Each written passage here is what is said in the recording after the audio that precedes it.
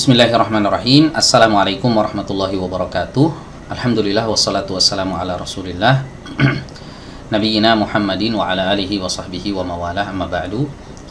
Baik teman-teman sekalian, insyaallah pada kesempatan kali ini kita akan lanjutkan kembali pembahasan kita dari kitab At-Tajwidul Musawwar karya Fadilatul Syekh Dr. Aiman Rushdi Suwaid hafizahullah ta'ala. Dan di video kali ini insyaallah kita akan membahas Marahilut Tadwinil Qur'anil Karim, fase-fase penulisan Al-Qur'anul Karim. Jadi Al-Qur'an yang sampai di tangan kita telah melalui beberapa fase penulisan. Dan fase-fase penulisan inilah yang akan kita bahas pada kesempatan kali ini. Kita masuk ke fase yang pertama ya teman-teman. Baik. Fase yang pertama adalah kitabatu kulli maqta'in fawra nuzulihi baina yaday Nabi sallallahu alaihi wasallam wal wahyu hadirun. Penulisan setiap potongan ayat saat itu juga tatkala diturunkan di hadapan Rasulullah sallallahu alaihi wasallam dan wahyu tatkala itu sedang turun. Ya, jadi ketika wahyu sedang diturunkan kepada Rasulullah Shallallahu Alaihi Wasallam, maka Rasulullah SAW memanggil para sahabatnya untuk menuliskan wahyu tersebut langsung di hadapan beliau Shallallahu Alaihi Wasallam. Ya, tatkala wahyu ini diturunkan, ketika itu pula ditulis di hadapan Rasulullah Shallallahu Alaihi Wasallam oleh para sahabat-sahabat beliau. Dan ada 4 orang sahabat yang terkenal sebagai sahabat penulis wahyu. Ya, mereka adalah yang pertama Zaid bin Sabit radhiyallahu anhu. Kemudian yang kedua ada sahabat yang namanya Muawiyah ibn Abi Sufyan radhiyallahu anhu. Kemudian yang ketiga ada sahabat yang namanya Ubay bin Ka'ab radhiyallahu anhu. Beliau juga selain penulis wahyu, beliau juga penghafal Al-Qur'an. Ya. Kemudian yang keempat adalah Zubair bin Awwam radhiyallahu taala anhum ajmain. Ya. Dan ketika itu para sahabat menulis mushaf ini tidak seperti mushaf yang ada di kita sekarang ya. Ya, maksudnya medianya itu bermacam-macam. Ya, ada yang dituliskan di atas kulit binatang, ya, ada yang dituliskan di atas pelepah kurma, ya, ada yang dituliskan di atas papan, di atas batu dan lain sebagainya. Ya, masih terpencar, terpisah-pisah ya penulisannya, belum dijadikan satu buku ya. Ini fase yang pertama. Kemudian di sini Syekh Aiman membawakan sebuah riwayat ya yang menjelaskan tentang bagaimana Al-Qur'an diturunkan dan dicatat ketika itu oleh para sahabat ya. Qala Zaid bin Thabit radhiyallahu anhu. Ya, berkata Zaid bin Sabit radhiyallahu anhu, ini adalah salah seorang sahabat yang diamanahi untuk menulis Al-Qur'an. Kuntu aktubul wahya inda Rasulillah sallallahu alaihi wasallam wa huwa yumli alayya. Dahulu aku menulis wahyu di sisi Rasulullah sallallahu alaihi wasallam dan beliau mendiktekannya kepadaku. Fa idza faragtu, ketika aku sudah selesai menulis, qala iqra, beliau berkata kepadaku, bacalah. Fa aqra'uhu, maka aku membacanya. Fa in kana fihi saktun aqamah, apabila di dalamnya terdapat saktun itu sesuatu yang gugur, tidak tertulis ya, maka beliau koreksi, beliau luruskan, beliau perbaiki ya. Apa yang aku baca kemudian ada kesalahan ya, maka ketika itu langsung dikoreksi oleh beliau. Summa akhruju bihi ilan nasi, kemudian aku pun keluar dengan membawa mushaf tersebut, dengan membawa Al-Qur'an tersebut kepada manusia. Al-Qur'an yang sudah ditulis ya. Rawahu Tabarani bisanadin rijaluhu muwaththaqun. Ya, hadis ini diriwayatkan oleh Al-Imam At-Tabarani dengan sanad yang para perawinya, rijalnya adalah orang-orang yang terpercaya. Jadi sahabat Zaid bin Thabit ya, ini adalah salah seorang sahabat yang langsung menulis wahyu di hadapan Rasulullah SAW dan diawasi oleh beliau Shallallahu Alaihi Wasallam, ya.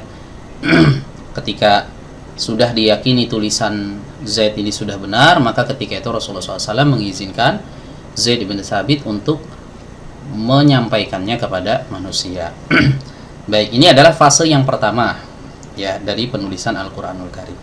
Fase yang kedua adalah tafrighul kitabati sabiqati fi suhufin zamana Abi Bakrin As-Siddiq radhiyallahu anhu.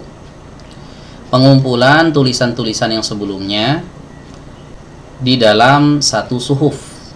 Ya, suhuf itu adalah lembaran-lembaran yang dijadikan satu.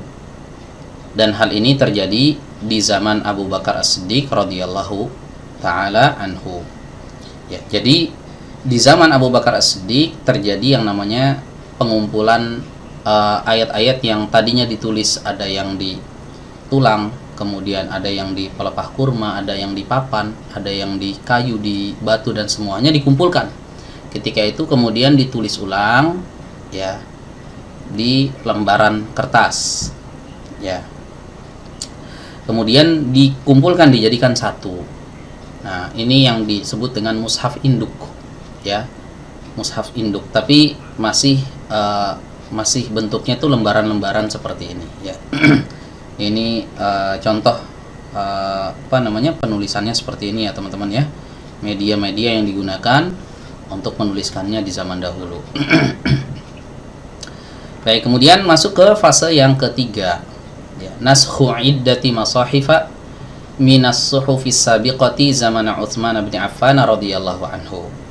Ya, kemudian mushaf yang tadi dikumpulkan dijadikan satu buku, ya, di zaman Abu Bakar As-Siddiq, kemudian dinasakh itu maksudnya dikopi, ya, diperbanyak, ya, di zaman Utsman menjadi mushaf yang banyak.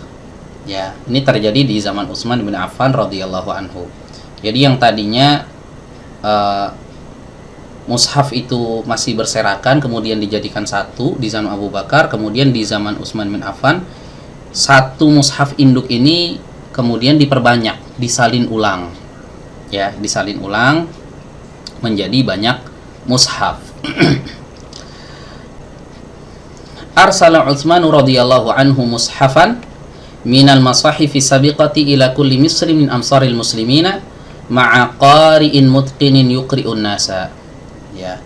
Kemudian Utsman bin Affan mengirimkan mushaf-mushaf yang banyak tadi, ya, hasil kopi dari mushaf induk tadi, ke seluruh negeri kaum muslimin, ya.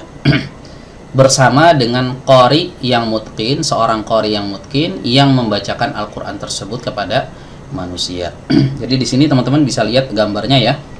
Ya. Di mana mushaf induk ini awalnya berada di kota Madinah, ya. Kemudian dikopi, diperbanyak, ya, di zaman Utsman bin Affan, ya, kemudian dikirim ke kota-kota kaum muslimin, ke negeri-negeri kaum muslimin.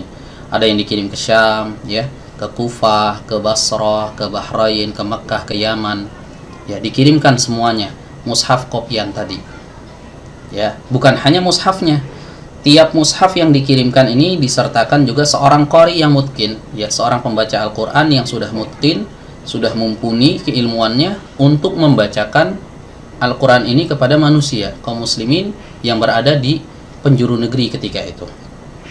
Ya, ini fase yang ketiga.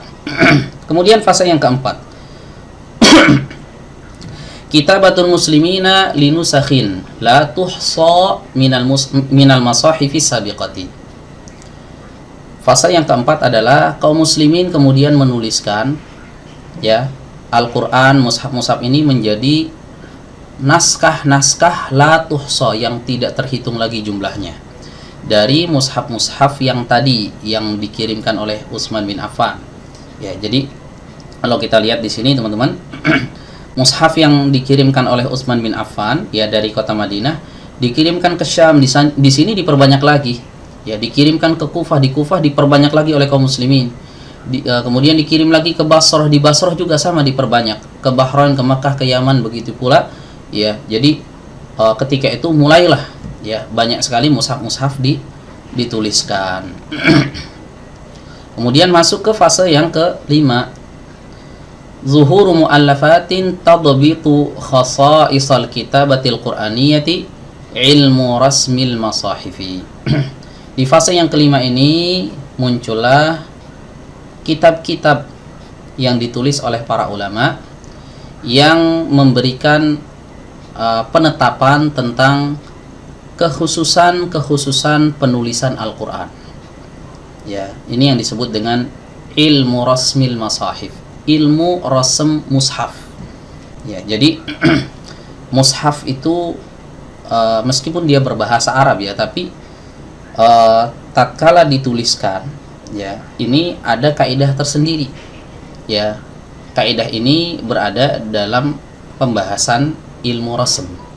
Ya, jadi bukan tulisan sembarangan, tapi ada kaidah-kaidah yang mengaturnya khusus untuk mushaf. Ya, sebagai contoh misalnya di surat Al-Fatihah, ya, di situ ada sebuah ayat Maliki Yaumiddin. Ketika kita membaca Maliki Yaumiddin ini, mimnya dibaca panjang teman-teman, Maliki Yaumiddin. Ya, tapi ketika dituliskan setelah mim ini, setelah huruf mim itu langsung huruf lam. Ya, huruf lam kemudian huruf kaf. Ya, mim lam kaf. Tidak ada huruf alifnya di sana. Ya, tapi ketika dibaca tetap dibaca panjang, Maliki Yaumiddin. Ya, tidak dibaca pendek, Maliki Yaumiddin, kecuali menurut sebagian riwayah. Ya, ada yang dibaca dengan pendek Maliki Yaumiddin, ada yang dibaca Maliki Yaumiddin. Mau yang dibaca panjang atau pendek, penulisannya tetap seperti itu. Ya, mim lam kaf, bukan mim alif lam kaf. Nah, itulah kekhususan ya penulisan Al-Qur'anul Karim ya daripada kata-kata dalam bahasa Arab secara umum. Nah, inilah 5 fase ya penulisan Al-Qur'an ya. Dengan ini kita bisa mengetahui bahwa mushaf-mushaf yang ada sekarang ini ternyata telah melalui beberapa fase ya, dari yang tadinya ditulis di berbagai macam media, ada yang ditulis di tulang, ada yang ditulis di pelepah kurma, ada yang ditulis di batu, ada yang ditulis di papan dan sebagainya, kemudian dikumpulkan ya, itu pun dengan tulisan yang masih seperti ini ya, belum ada titik, belum ada harokat ya. Kemudian disalin ya, setelah disalin dikirimkan oleh Utsman bin Affan ke seluruh penjuru negeri kaum muslimin ya, baru setelah itu diduplikasi ya, diduplikat oleh kaum muslimin menjadi mushaf-mushaf yang banyak ya. Setelah itu baru muncullah kitab-kitab yang ditulis oleh para ulama yang menjelaskan tentang kaidah-kaidah penulisan mushaf ya, agar mushaf ini tidak ditulis dengan sembarangan ya, ada kaidah-kaidah yang mengaturnya. Demikianlah pembahasan kita pada kesempatan kali ini. Wassallallahu ala nabiyyina Muhammad wa ala alihi wa sahbihi wasallam. Walhamdulillahirabbil alamin. Wassalamualaikum warahmatullahi wabarakatuh.